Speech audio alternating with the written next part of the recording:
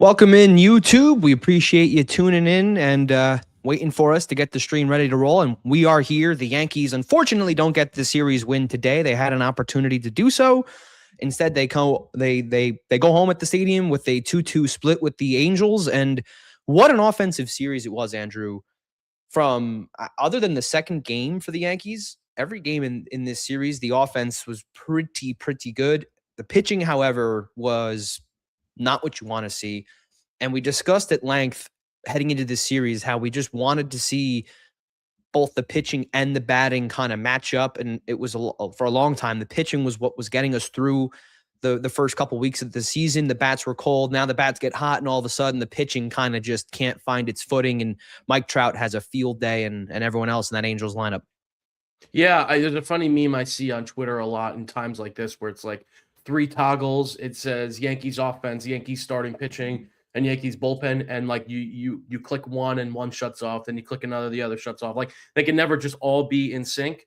Um, but yeah, I mean, that's going to happen across the baseball season. The offense is really, really nice, which I think I like to see more than like a dominant pitching series. I like to see a dominant offensive series a little bit, just because I think that's going to matter more in bigger games. Can the offense show up? Because I feel like the pitching does usually a good job showing up in big games. But yeah, a lot of runs allowed. They entered this series with 44 runs allowed this season, and they gave up 32 in the series. So that's a pretty incredible number. I do have my questions about the bullpen. I'm sure we'll get into it a little bit later. I don't know exactly who right now I really trust in a big spot, who right now I really trust after the starter comes out, especially in this series where we saw a lot of starters give up runs, did not provide length whatsoever, the starters this series. So we saw a lot of relievers in the sixth inning, seventh inning, fifth inning, all kinds of stuff like that. So it was interesting to see everybody. Obviously, they've had so many games back to back to back that we've been seeing maybe guys a little tired, guys a little overused. But yeah, I have my questions about the bullpen for sure. Yeah, and Max Fried for today's start at least started off really well. Other than the first inning, besides that, rebounding from that troubling start with the lone hit for a while for the Angels. It was the 2-run shot from Peraza, who had been really hot this entire series in general. But when he gave up the home run, he really hunkered down, and then it wasn't until that sixth inning where he got himself into trouble. And then, to your point, they bring in Cruz. And we would like to think that Cruz is a reliable guy to bring into big spots, and he has been for the most part in his career with the Yankees. But today just couldn't get it done, and in large part because of a little bloop single here and there that got 2 runs in at the very end of that inning. To give Max Fried, to credit him with 5 earned runs for today. But it just, to your point, it is a bit troubling when you don't really have it down yet to who you want to come in certain spots. We think that they sent down Jake Bird earlier in the series, right? They brought up Yeri de los Santos, then they send him back down. They bring up that Shavihi, I think is how you pronounce it. Mm-hmm. He pitched today. So, I mean, not that these guys are pitching in huge spots for most of the season, but you can see that Boone is starting to play a little bit with some of the guys in the minor leagues. And maybe a lot of it has to do with just getting guys innings, because we did talk how they haven't had an off day in some time, and they're not going to have one going into this weekend. It won't be until next Monday. So you do need some guys to get some breaks here and there. But it is a bit troubling to see that they seemingly didn't have an answer coming out of the pen this series. The Angels just were able to clobber the baseball with anyone the Yankees throw out there. Yeah, when you can't get length in a 4-game series like this, you're going to see stuff like that. And the more I think about it, the more I think it's just they're trying to get guys up and down that have options. Jake Bird still has options, so they can send him down. Obviously, if they pull up Yeri, like you mentioned, and then Shavihi. So I just figured they were trying to get guys innings, trying to just not overpower their bullpen, because, yeah, I don't think Guy, unless I'm wrong, completed 6 innings this series. I think the most we went was 5 with Ryan Weathers, who entered the 6th, but I don't think he ever completed it. So, yeah, it's tough. We don't have any length. We do need length this weekend for sure. Because we're coming at the end of a 13-game bender here. So some length would be nice, or else I do think we're going to see the bullpen exposed a little bit more. I think to your point, I think Fried today got to 5 1/3, but then again, he gave up some timely hits, and then they brought in Cruz, and he couldn't get out of it. But let's go to the more exciting game of this series. Yeah. I guess you could argue between this one or Game 3, because the Caballero walk off with the drop fly ball before that with the Jazz hit. You could talk about that game being the most exciting, but at least what seemed like it was going to be the most exciting game was the first game, where the Yankees won 11-10. Judge and Grisham both combining for 4 homers, each had 2, 8 RBI combined. It was a bit of a scary game, because this was one where the Yankees were the ones in control from the start, and the Angels kept battling back, and the Yankees kept battling and getting more leads. And then in the very end, the Angels tie it up, and then they take a lead, right? 10-8 late in this game. And then you're thinking, oh my goodness, they were leading, as I wrote down here, 4-0, 7-4, 8-7. And now all of a sudden it's 10-8. And for a guy like Trent Grisham, who was a name we've been talking about a lot on this show, needed to kind of step up, show why he was worth that $22 million qualifying offer that he got in the offseason. A lot of fans, including myself, and I don't want to speak for you, Andrew, but I assume you had their questions about in this offseason, bringing him back on that $22 million tab, showed in this game at least why he might be worth that $22 million at year's end, having that big home run in the 9th inning to tie things up, ultimately leading to the win.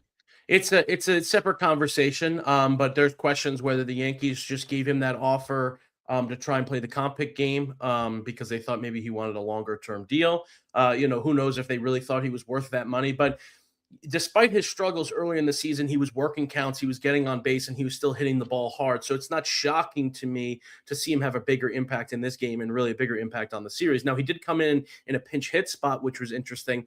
But the thing that I was really impressed with this game, and we talked about this when we previewed the series a little bit, is we need to see them beat up on starting pitching a little bit more. And they did that. They put up 4 runs in just over 3 innings against Kikuchi, and they were up 4-0. Now, Will Warren was really cruising. Like, his stuff was really, really good. And then Jose Caballero has some really dumbfounding error in the field, and it just started unraveling. And then Will Warren, he didn't give up 4 runs because all of them were unearned because of that error, but the Angels did amount 4 runs in that inning. And then it kind of just was back and forth from there. Kind of like a preview of how the rest of the series would be, to be honest with you. I think there were 3 players in this game that had multi-home run games: Judge, Trout, and Grisham off the bench. I think he's the 4th. I think I saw Yankees pinch hitter to have 2 home runs in a game, so that was pretty cool. But yeah, just a really, really fun game. I used to be a pitcher when I played baseball, so it's always fun to see like a pitching duel and all the strategy involved in that. But I don't think anything can beat like a slugfest like this, especially with the way it finished in the 9th, which would then preview how some of the other games would finish in the 9th. But yeah, 14 hits for the Yankees, 12 hits for the Angels, 11-10, like you said, just a slugfest and a fun one at that. Good to see Judge get involved in something like that, because if you see him go for a multi-homer game, we're sitting there for a while thinking we're going to lose a game where Judge hit 2 home runs, right? And we don't see that a lot. So it's nice that Trent Grisham stepped up and they got the job done.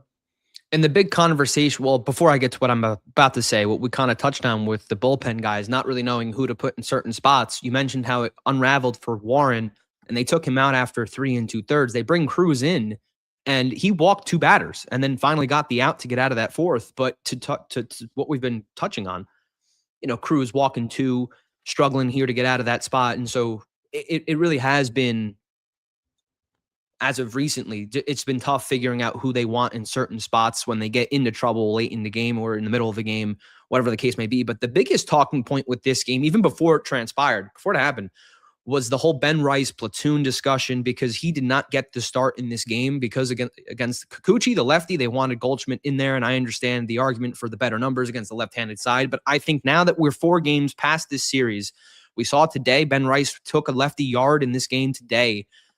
I think he should not be a platoon guy. I know Boone does not label him as a platoon guy, but by definition, what he's doing is he's platooning him. So let's not beat around the bush. Boone is platooning Ben Rice. Today, it was a bullpen game for the Angels, so they knew that they were going to face both sides of the arm pitchers throughout.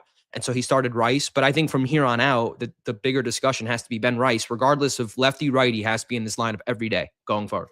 Yeah, it's a little annoying at this point because you see him say, like, well, I don't see him as a platoon player. And then, going into this game, I don't really count this pitcher as a starter because, like you said, it was a bullpen game. They were going to be facing righty-lefty all day long. So going into this game, he had been sitting against 4 of the 5 lefty starting pitchers that the Yankees have faced so far. So, I mean, that's like almost the definition of a platoon player. I don't think it will continue, thankfully, but they do need to figure out how to get Ben Rice in the lineup paired with Goldschmidt as well. I would like to see Ben Rice catching. I know Austin Wells is a phenomenal defensive catcher. He's been great with ABS. So even if he's not going to be hitting, at least he provides like some real value there behind the dish.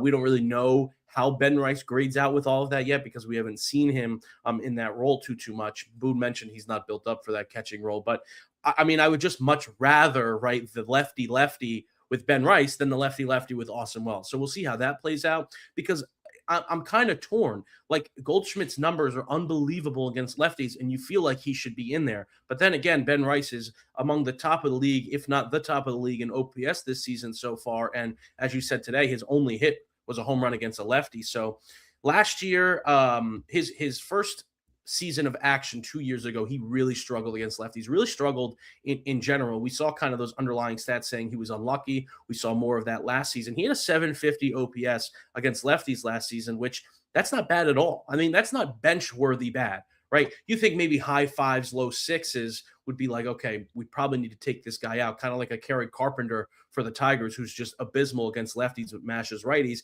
750 you can live with. 750 he's gonna perform. He's not gonna go 0 for 4 every night against lefties with a 750 OPS. So I would like to see it more. I think Ben Rice is becoming nationwide at this point, and people are recognizing the talent he really is. I know the Yankees know that too. But yeah, I would really like to see him not become as much of a platoon player. But again, I am torn because Goldschmidt does provide a lot of value in those spots as well. And while I understand that, I guess the argument I would make is that I don't know why we're so concerned with getting these Goldschmidt at bats when he was a signing that happened, I feel like a week before the season started. Like this is someone that they, for most of the offseason, did not have in their plans for this year. Right. And then they all of a sudden sign him at the last second to bring him on board. To me, I think they should just cater to their homegrown guy that's going to be here for a number of years going forward. Someone who I think the Yankees should try and give a contract extension to, similar to what we're seeing with some of the smaller market teams, giving some of their higher prospected guys. Recently with Connor Griffin, McGonigal got one, right, with the Tigers. Yep. Now, I don't know if the Yankees have actively tried and Ben Rice and his representation are saying, no, we want to wait until we can get a bigger payday. That's, neither here or there. I don't know what's going on in those rooms, in those discussions. But if they're not denying it, I think they should at least try and offer it because he is someone that I think a lot of fans love at this point. He has shown it might not be on as great of a sample size as you would like, ideally. I just think it's someone that you could get at a good price if he continues playing the way he's playing, which I think a lot of people do think he will. And I just think that catering to a guy like Goldschmidt, who is slowly working his way out of the league, is not in the best interest of Ben Rice and his development, because eventually he's going to have to face lefties. Unless Boone has plans on signing veteran first basemen for the rest of his career with Bryce and just platooning him the rest, he's going to have to face lefties eventually. So I just think that I don't see why we're prolonging the inevitable unless they go down that platoon route for the foreseeable future at first. I just don't see the reason to prolong it longer than it needs to be.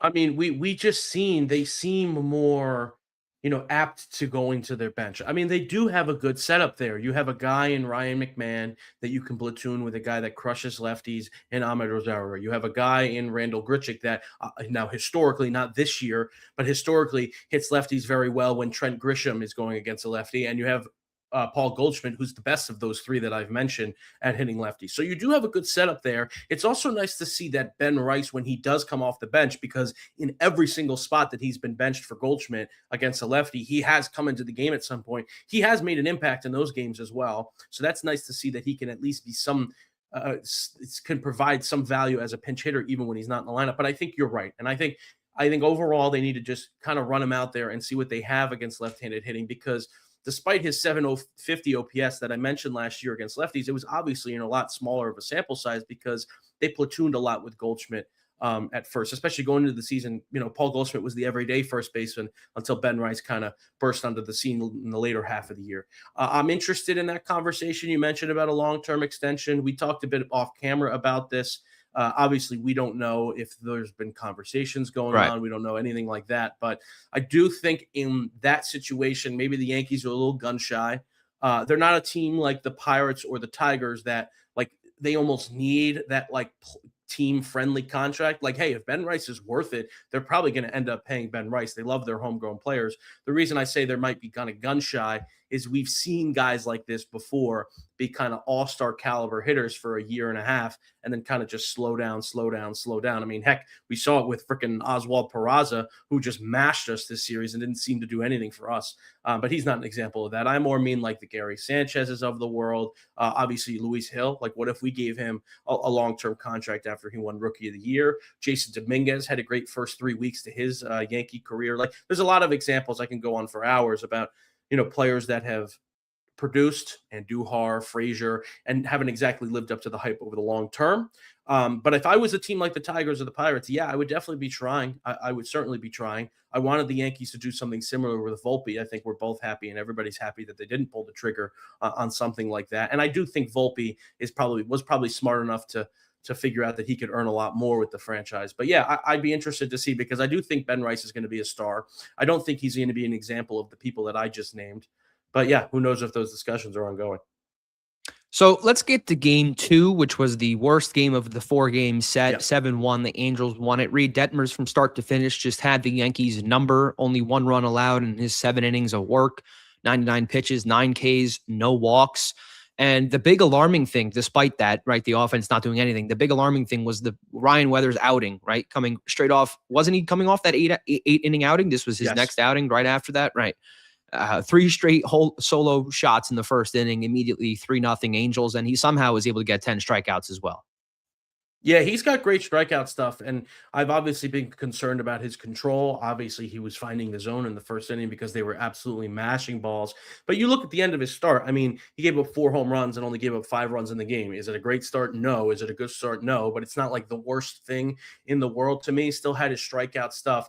The more interesting thing to me is the Yankees have yet to score a run when Ryan Weathers is on the mound. He's not had a single run of run support all year long. Not that, they really had a chance to provide him run support because he already gave up 3 home runs before they can even get up to the plate. But yeah, I do think Ryan Weathers is going to be steady. Obviously, kind of a boom or bust so far. We saw 8 innings, 1 run. Then we've seen the total opposite of that: 3 home runs in 1 inning. We saw his first start walking a bunch of people, high pitch count. So he's kind of been all over the place. I'd like to see a little more consistency, but yeah, not what I wanted to see out of the pitcher, out of my go-to pitcher that I've really talked about a lot in the first inning of this game.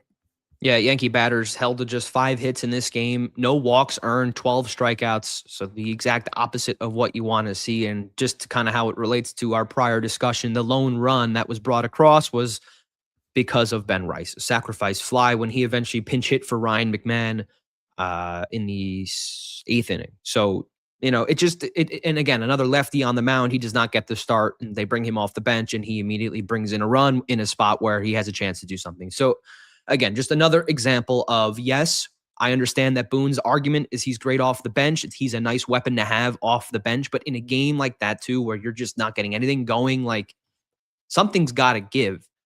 And I don't know if you bench Goldschmidt early in the game. I don't know if that's wise, but it shows you that sometimes the matchups are not all there, and you need the guy that's just got the heavy hand, or the hot hand, I should say, this season. And just, I think, again, not to rehash the same thing we were just talking about, but it's just another example of a game this year. He doesn't get the nod starting against the lefty.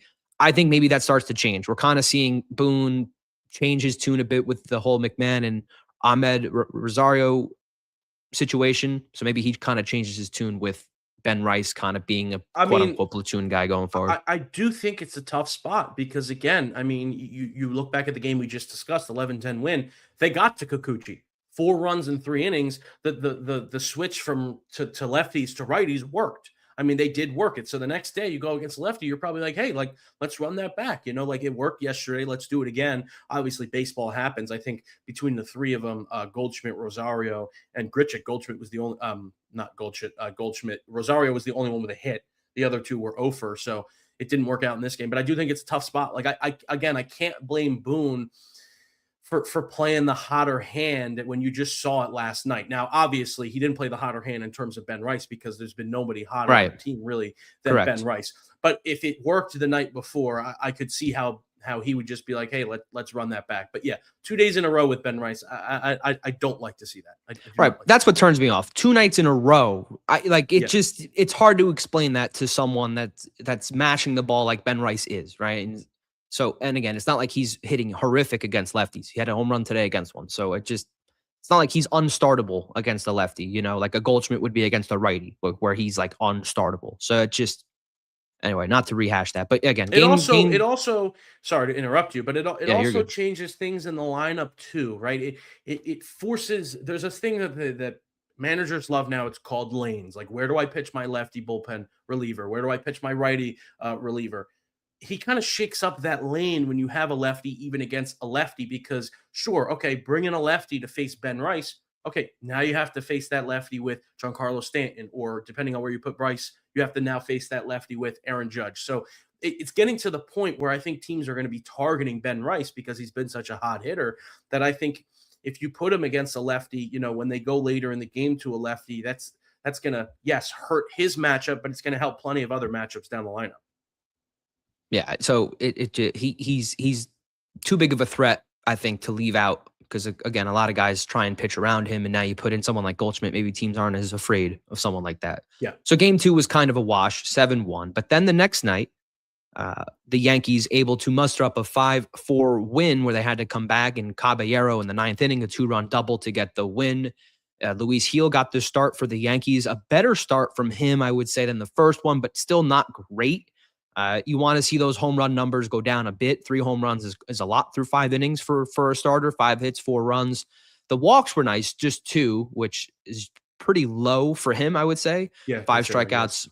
Yeah, you would. I mean, the strikeout numbers went up. I believe he had 3 his first start. So you like to see a little uptick in that stat there. The walks were down, but again, the home run's the big number that stands out. I'm not even going to try and pronounce the Angels pitcher unless you know how to say it. Yeah, let's skip that one. What's his first name? That's a great question. His last name K. was his last name was so long I had to. It's Jack. So okay, It's just Jack. All right, cool. Yeah, Jack K. Okay, yeah, Jack K. 6 2/3, 4 hits, 3 runs, 4 walks, 6 strikeouts, 97 pitches. I feel like this year, Andrew, and maybe it's just me, and I don't have the exact numbers in front of me. It's just kind of a feel because every time I look at these box scores, I put together these graphics for the show. I feel like in a lot of games this year, the Yankees have been able to walk a ton, and they have not translated into a ton of runs. They've been able to get traffic on the bases. I mean, outside of that 11-10 game, I mean, that's the one outlier. But in terms of the entire season, I feel they've been able to get 3, 4, 5 hits off a starter, 3, 4, 5 walks off a starter, and they only finish with two or 3 runs maybe at most. And so it's just kind of an observation I've been making from a broader stroke, if that makes sense. Not really looking too deeply into the fine details of it all. So this game kind of was one of those where you're looking at it and you have 4 walks, 4 hits, almost 7 innings of work, and you're only able to get the 3 runs, and then you need a little late game heroic and magic and maybe some Romano luck where he just fails again. I mean, this is the second blown save he had of the series. And so to just, I don't know, just kind of seemed like the offense kind of sputtered out. But listen, the Angels made some mistakes in the 9th, Andrew. The Yankees took advantage. Yeah, I almost feel like we should send Jordan Romano like a gift basket or something, maybe like an edible arrangement, because he's the only reason we really won any games in this series. I mean, you look at it, he's literally the only reason. We were losing in the 9th in both the games that we ended up winning. So yes, thank you, Jordan Romano. Let's sign him to like a 1-day contract if he ever gets released. Just throw him a bone. But yeah, like you said with the walks, it doesn't concern me a ton. Because I do love the fact that they're working walks. If they're not really able to crush a guy, at least get on base and give yourself a chance, which is exactly what they did against Jordan Romano, right? In these 2 games, you get on base, you give yourself a chance. So yeah, the hits aren't cashing right now when they get those guys on base, but I think that's going to come. I mean, this was the best offense in baseball last year for a reason. Again, they ran it back, so a lot of the similar faces in the lineup. So I do think that won't continue. It's nice to see that if they're not going to hit, at least they're giving themselves a chance. And yeah, I expect them to cash in on a lot more of those opportunities going forward. And in this game too, I would like to highlight the bullpen because we kind of opened the show having our not issues, but having our questions for sure about which guys should be pitching in what spots. In this game, after Gil was taken after the 5th inning, he's taken out. You had Tim Hill, Fernando Cruz, Hedrick, and Bednar all came in and pitched 1 inning of work, and combined across the 4 innings, just 2 hits, no walks, and 2 strikeouts. So the bullpen arms really did a nice job hunkering down and keeping the Angels at that 4-run mark. Again, all given up by Heel. They did a nice job keeping them at bay and not letting them get up into the 7s and the 8s and the 9s like we've seen throughout this series. This was a good overall bullpen game from the Yankees. Yeah, it was the only game of this series that the bullpen didn't allow a run, which was huge. And honestly, it was probably due to the fact that we threw, you could argue, our 4 best guys out there. I mean, I don't know where Bednar is at right now with all of us. I think we do trust Bednar, even though he's had kind of a rocky start. But Tim Hill has been absolutely lights out for the most part. Fernando Cruz has been really, really good. Although the Angels were really able to lay off his splitter a lot this series and make him locate, which I thought was incredibly impressive because that's a pitch that teams whiff like at 55% of the times at. So I thought that was really impressive. But yeah, he's been really good. Brent Hedrick has been very good. Hedrick. I'm not sure how to pronounce that one yet. I'll roll with Hedrick. It's Hedrick. Yeah, I've heard it on the broadcast. They've said Hedrick. So those are the 4 guys. Kind of, if I had to put 4 guys I trust the most, I think those would be the 4. So it's not shocking to me that those are the 4 that ended up coming up clutch in the only game that the bullpen didn't allow a run. But yeah, Tim Hill has been pretty fantastic. I don't know who like my go-to guy would be right now. It might be Tim Hill. He's got 9 starts. I think he's only allowed 9 appearances. He's only allowed 1 run. His whip is like a 0.5. So he's been so good. So good as a Yankee. Yeah. I think his ERA as a Yankee is down to like 2.4. So he's been really good on whole. But yeah, he's probably the guy I trust the most right now. And outside of him, you never know. I mean, you don't know what you're going to get out of Fernando Cruz. Like I said, the Angels were able to lay off his splitter a ton, which that's his strikeout pitch, right? So if he's not really getting people to swing at the splitter, is he really going to be able to get outs? Brent Hedrick, we don't really know much about him yet. Like, we'll see how he develops. And then obviously we think Bednar is going to be okay, but he struggled. Doval really hasn't been that great since the first 2 series of the season. Paul Blackburn actually surprisingly has been pretty good. But yeah, there's just not a lot of names that you're like, oh yeah, let's go. Fried went 6 innings. Let's go. This guy, done, lights out. Not sure I trust it that much yet, but yeah, good to see that these 4 got the job done. Yeah, I think Tim Hill is really the only one that you can put on that list for. Yeah, he'll give us a clean inning because he has been very efficient. It makes you wonder if Boone decided to put him in game 1 back in 24. Not to rehash old memories, but sure. That was not to rehash. But let's rehash. Listen, it's hard not to think about it in this because it was between him and Nestor, and you've seen how where's Nestor now? He's not even pitching. He's probably hurt or something for the Brewers, and Tim Hill's one of the more reliable relievers in our bullpen. So not that I'm blaming Boone for that decision. It's just you cannot not think of that when we talk about Tim Hill. Now, I'd be remiss if we did not mention Michael Trout from Vineland, New Jersey, because what a fucking series he had. One of the few series I've seen where it was just a complete takeover series from the opposition. 5 home runs in 4 games. The first game he had 2 homers, then the next 3 he had 1 in each. I think I read it's the first time that an opposing team, opposing player against the Yankees, and I don't remember if it was at Yankee Stadium or just in general, had had consecutive home runs in a 4-game series. I read that on Twitter somewhere. I think Paston retweeted it. So some history there made for Mike Trout. The Yankees seemingly could not figure out how to pitch around him. And when they pitched to him, he was hitting it out of the ballpark. And when they didn't, they were walking him. So it was definitely the Mike Trout series for the Angels.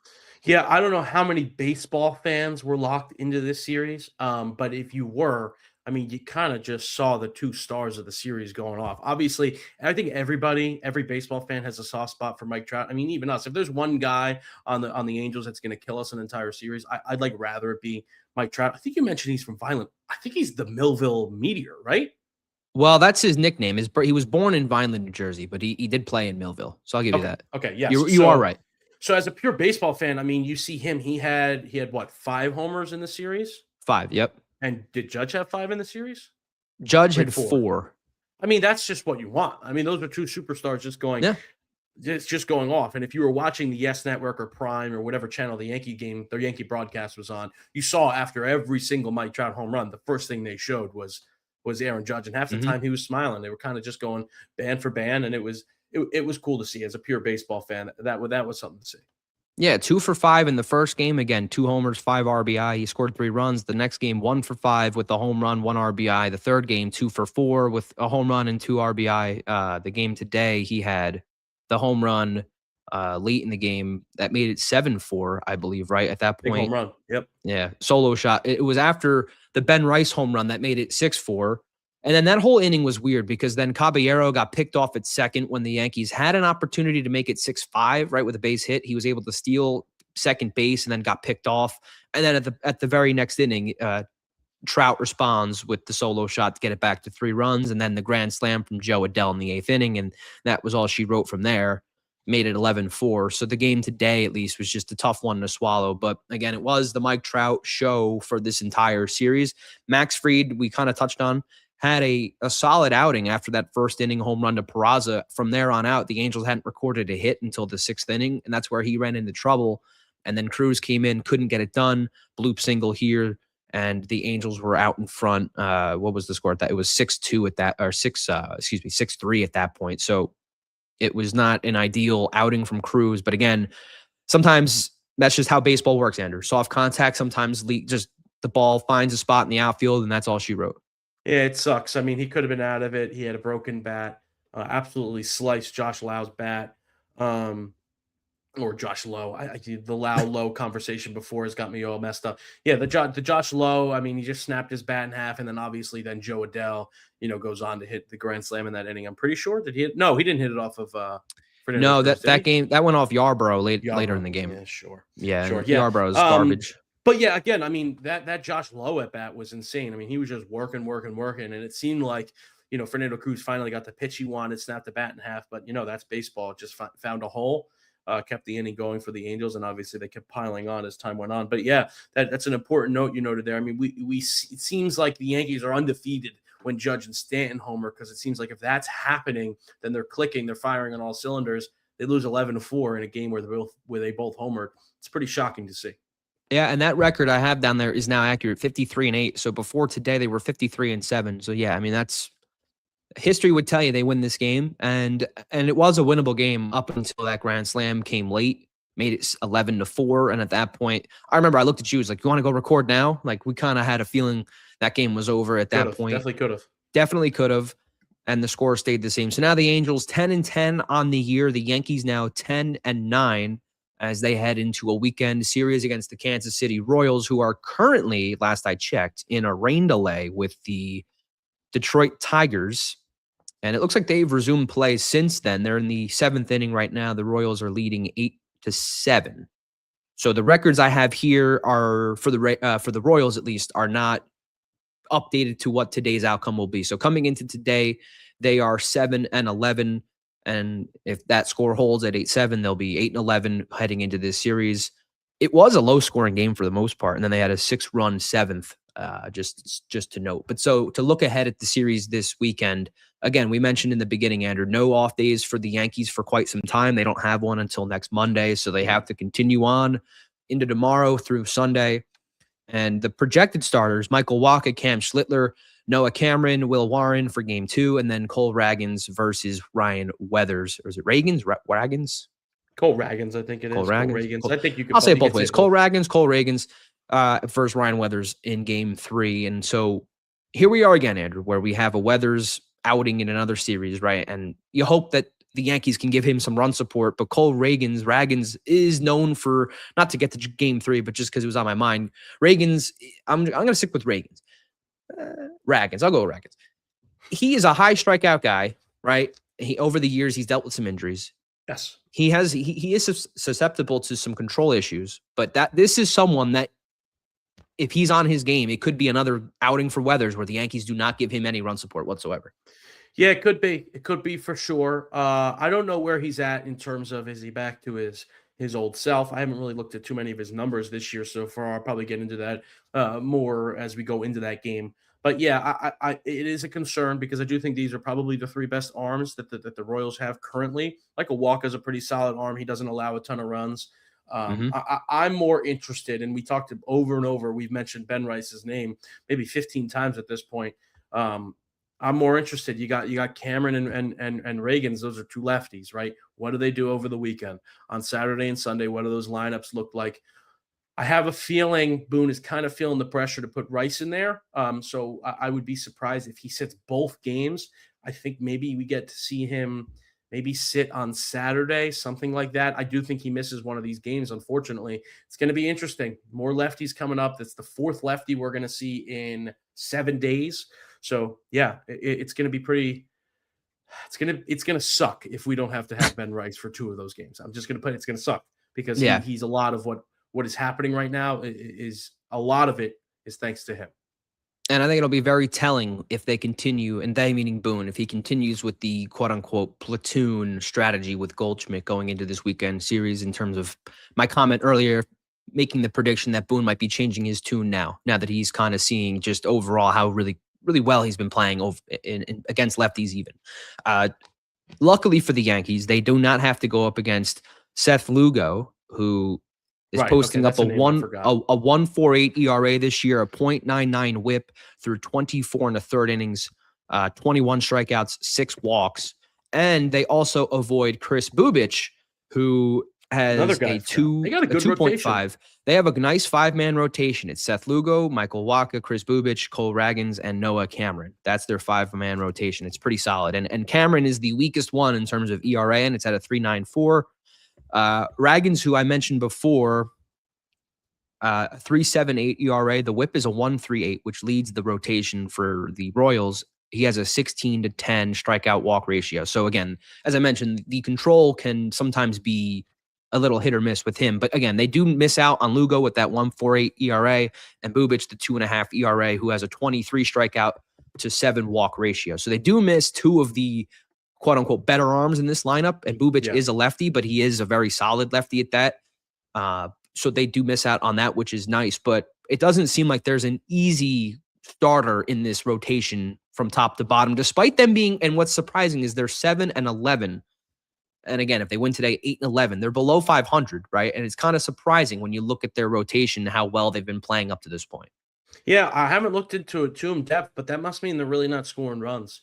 I mean that must be it, and that is also surprising because there are a lot of familiar faces from when we played them in the postseason a couple years ago on our road to the World Series. I mean, Michael Garcia has been really, really good since that series. Like last year was honestly his like breakout season. Vinny Pasquantino drives in a lot of runs. Obviously, Bobby Witt Jr. is there, so they got some names. But yeah, I mean, if that's their 5 rotation, I mean, it probably means they haven't been scoring a ton of runs. Now, I will say they do have a capability of scoring runs because I just mentioned those 3 guys. Those 3 guys could be all-stars this year. But yeah, it is nice that we avoid Chris Bubich. That's a name I definitely forgot. He's definitely their ace. I think he's better than Cole Ragans. And I would say now, you said we're lucky to miss Seth Lugo. Not the biggest Seth Lugo guy in the world. I think for some reason his numbers are always like pretty solid, but his underlying numbers are always like, okay, like those are going to inflate. I think that's the case this year a little bit too. But we do miss Seth Lugo. Seth Lugo and Michael Wacha are kind of 2 guys in my head that like overplay their numbers a little bit. So it's just interesting to see them both in the same rotation. But yeah, pretty good starting rotation. It kind of makes me feel better that maybe they don't score a ton of runs offensively, at least not yet, because we can use that a little bit. Our pitching has been a little weak, giving up a lot of runs. So let's hope that we can, score 5-6 runs in a game and be comfortable with that.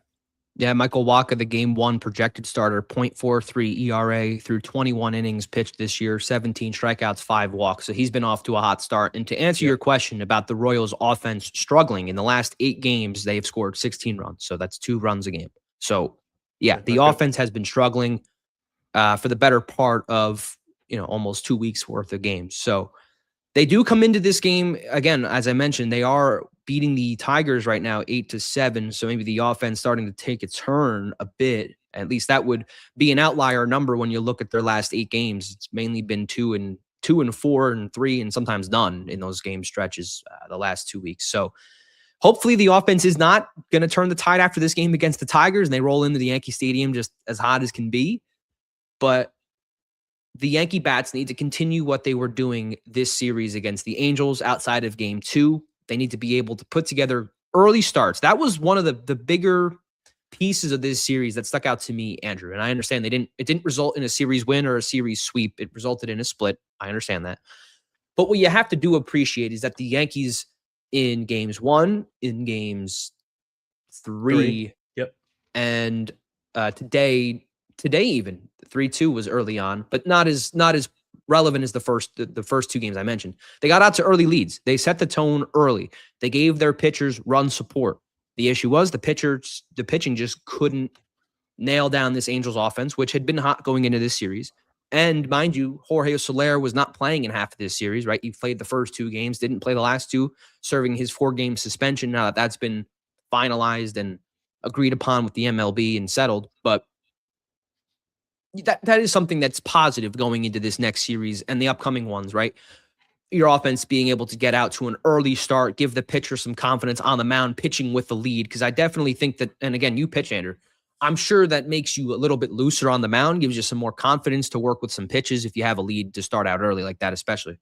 Yeah, I mean, 100%. 100%. It makes you more relaxed as a pitcher. And it's something that I've wanted the Yankees to do. And we mentioned it last episode is just beat up on starting pitching. We saw it against the Yankees, right? How freaking much we used the bullpen this series is because of how much the Angels got to our starters. I mean, you could see how that can really start to unravel at the end of the series when you're seeing the same guys over and over and over again because they're just forcing them back into the game. So let's do that against them. This is going to be tough. I'm not saying it's going to be easy because the Royals, like we've mentioned, have a really good rotation. We're missing 2 of the better ones, but they do have a really good rotation. And yeah, I just looked it up. The Royals are dead last in runs scored in the MLB. 56 runs, dead last. So, yeah, I mean, that makes complete sense. All these guys have great numbers in their rotation, and they're not winning games. So that means that their offense must suck, and it does.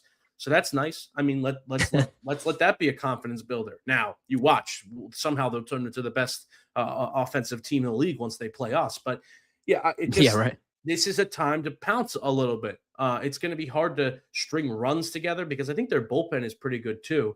They're like top 5 in runs allowed and obviously 30th in runs scored. So that's not been a great formula for them. But yeah, let's just pounce. Let's pounce. Let's go into the off day with a sweep. Dylan and I said 5-2 at the end of this 7-game stretch. That's still in play.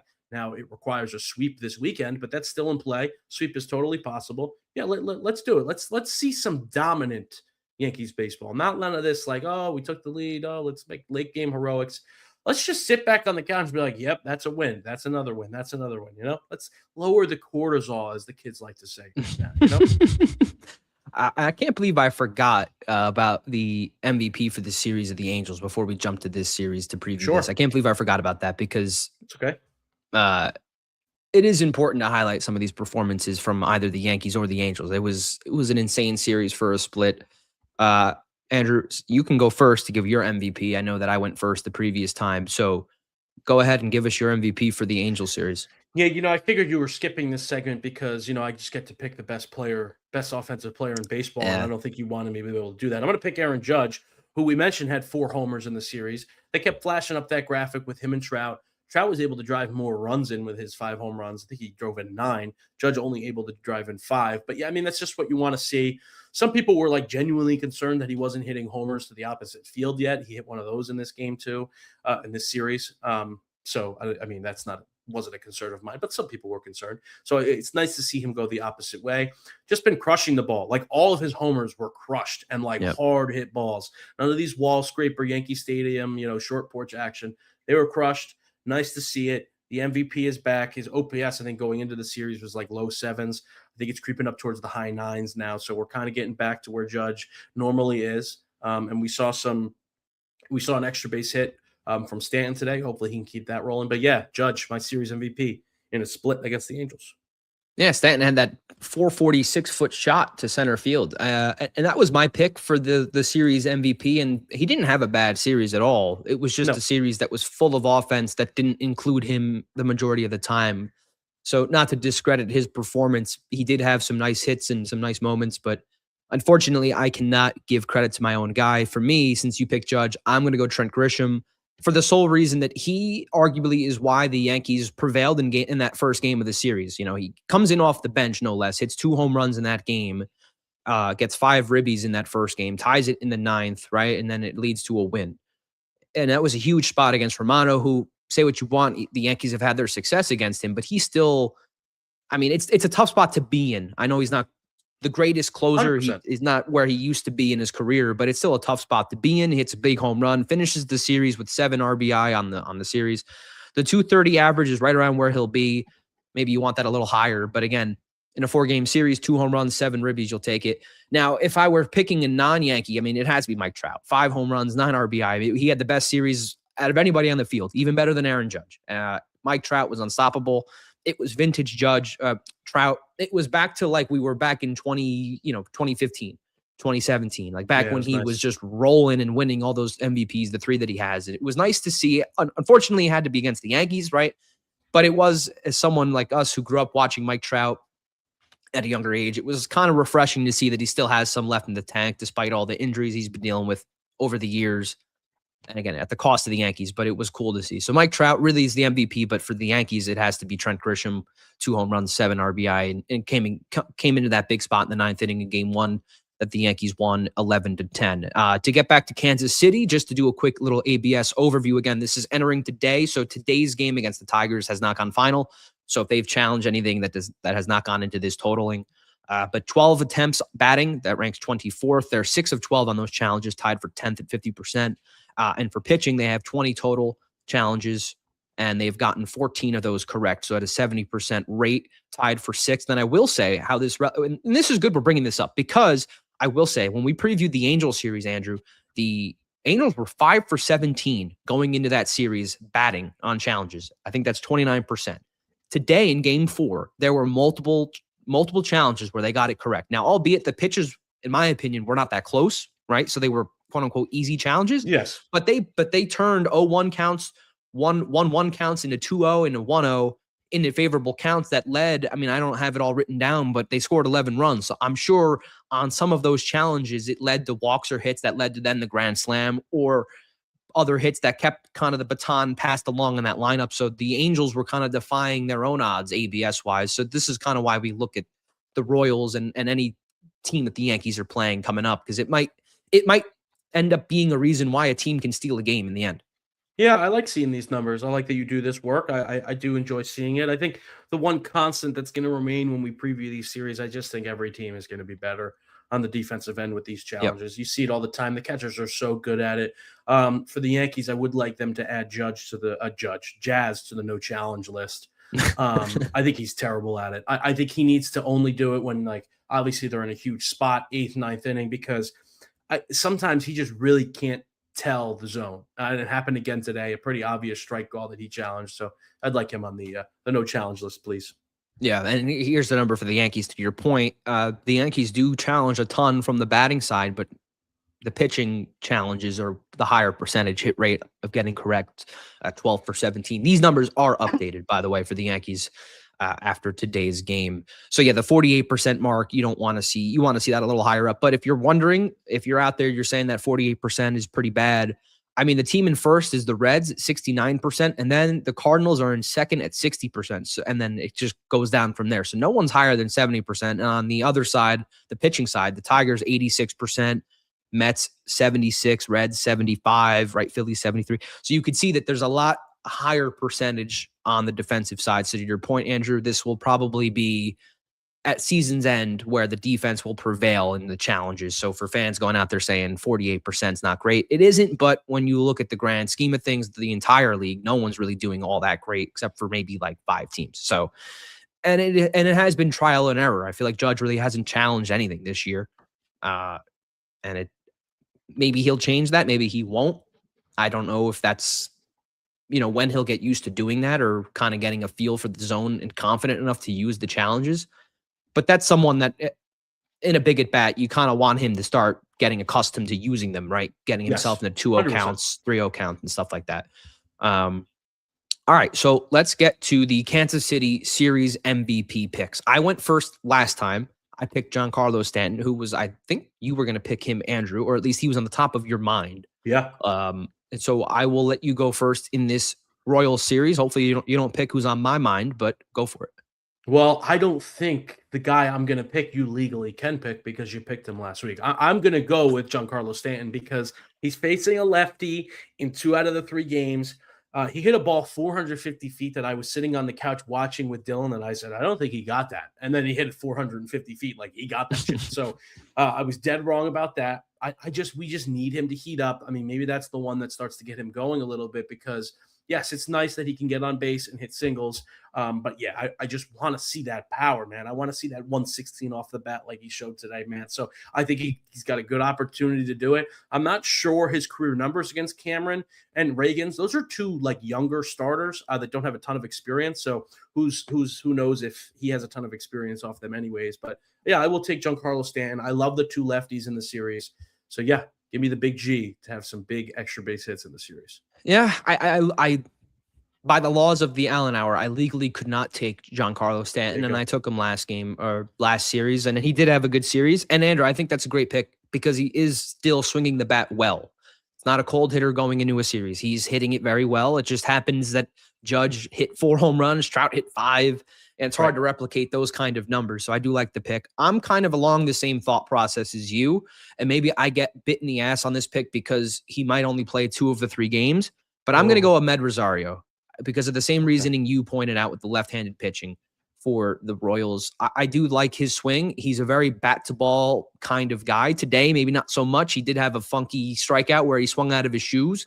But so maybe McMahon plays that first game tomorrow against the righty in Waka.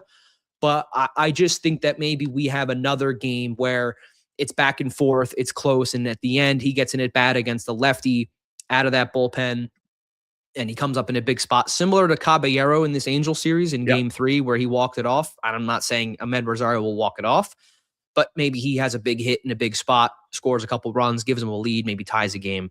So I like Ahmed Rosario in this series going up against 2 lefties. So I think he'll be guaranteed 2 starts, right? You would think, with the possibility of 3. Maybe McMahon gets the start. But again, if he does start, right, maybe Ahmed Rosario checks into that game somewhat sooner than you would think. Maybe they get to Walker early. Who knows? So I do like Ahmed Rosario in the spot. I think he's been playing pretty well. And his defense today, say what you want, the throw to second wasn't great, but his play kept, I forget who hit the ball. I think it might have been Joe Adell. It was a screamer down the line at third, and he was able to dive and catch it off the ground. He tried to go to second to get Trout for the force out at second, but couldn't. Threw it at Jazz's feet, and it bounced into the outfield. Judge was backing up, so he was there. But it kept it from being a double, which would have then been a second and third situation. It ended up being first and second.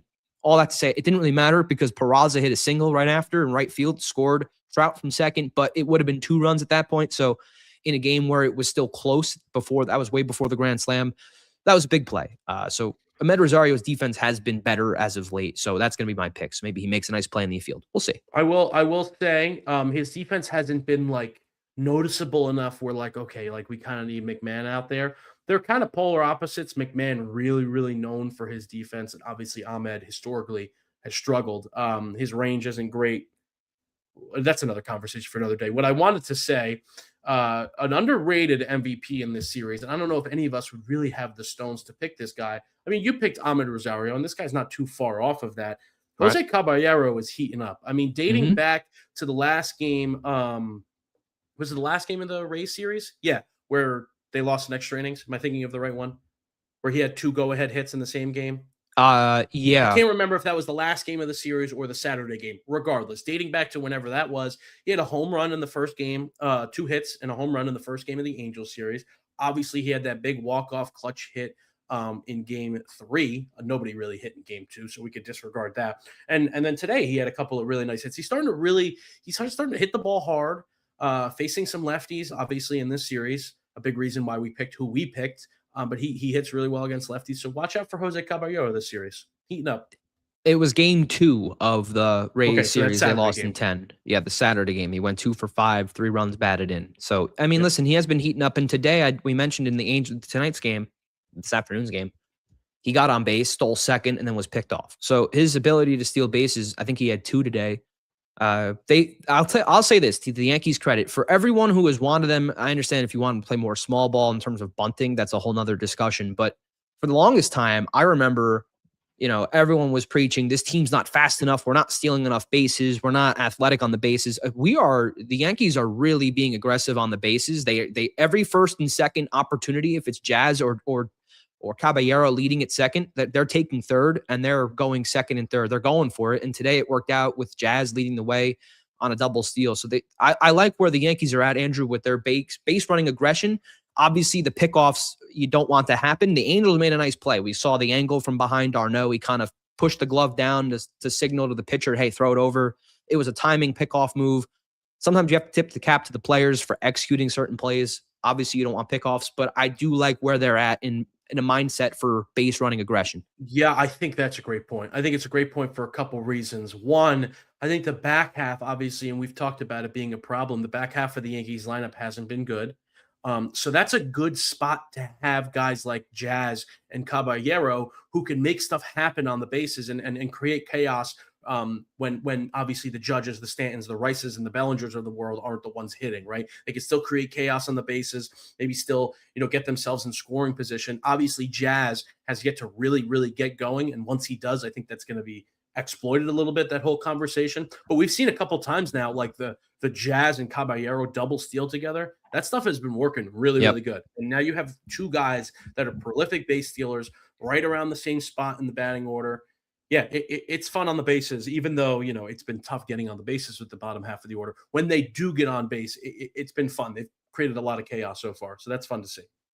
And we'll see. Maybe they take advantage of that with, I don't even know. Does Salvador Perez, I guess he still catches back there for them. I figure at this point he might be just a DH, but it's like him and Carter Jensen. They're their new young stud. Okay. So, I mean, Perez caught yesterday's game against the Tigers. So, I mean, that might be someone where they can take advantage, right, of stealing bags, because he's not what he used to be behind the dish. He still probably has a decent arm, but in terms of a pop-up time, probably towards the bottom of the league, just based on age and his size. I can't imagine he's still super quick. So the Yankees could potentially exploit that if he were to catch a game or two in this series. I don't know about Carter Jensen, how he ranks among the MLB guys for pop-up time and arm speed and all that. You can look at it if you want.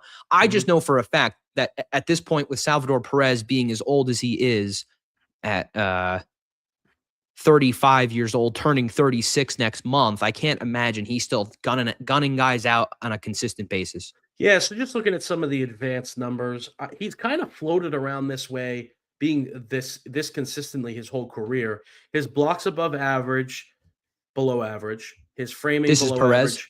Yes, his framing below average, his pop time below average, but his caught stealing above average is in like the higher percentiles. So despite all of that, despite his pop time being lower, he still is able to catch guys stealing. And Carter Jensen, in his limited time, he's a stud. This guy frames at the top of the league. He catches guys at the top of the league. His pop time's top of the league. So, yeah, I mean, Carter Jensen. If he could turn that bat on, man, he's going to be scary.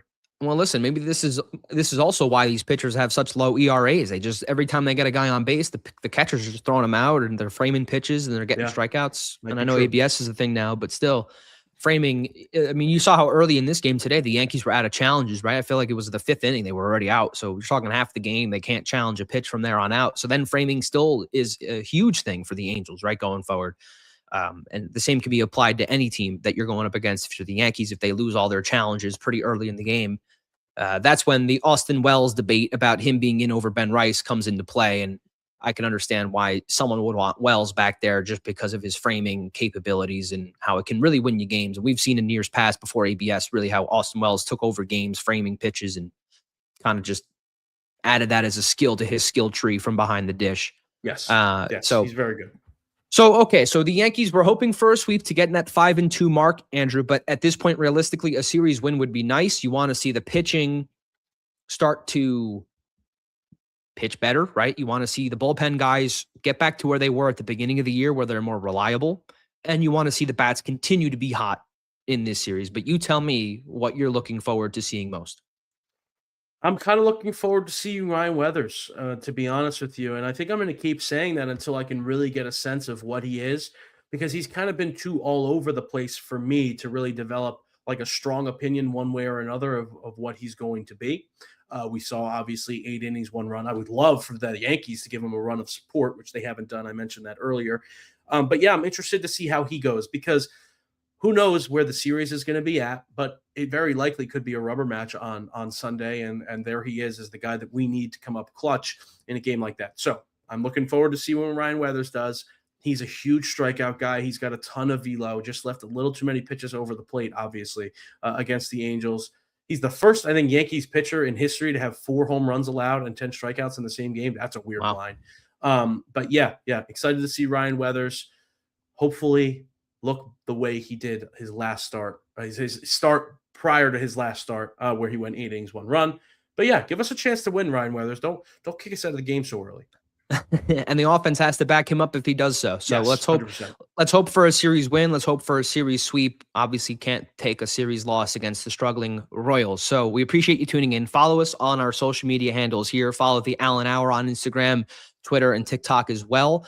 Make sure to subscribe to the channel. The Allen Hour will be back here on Monday to discuss the Royals series and to preview the series at the Boston Red Sox, which should be a fun one. So again, thanks for tuning in.